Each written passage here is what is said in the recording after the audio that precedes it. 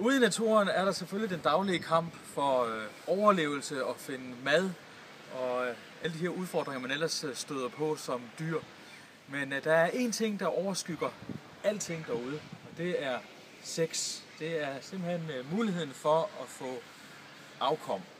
Og dyrene ude i havet, ligesom oppe på land, de har alle mulige forskellige måder at takle det her på.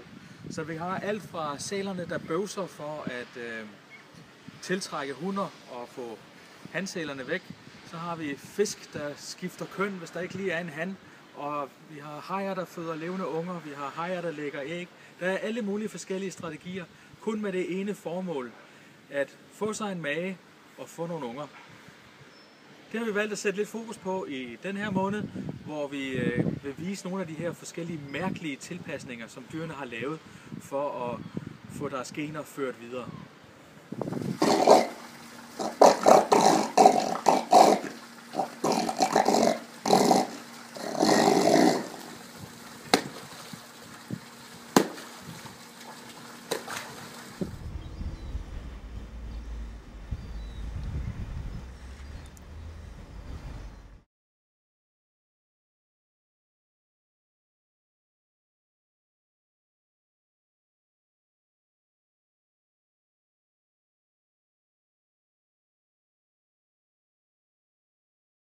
You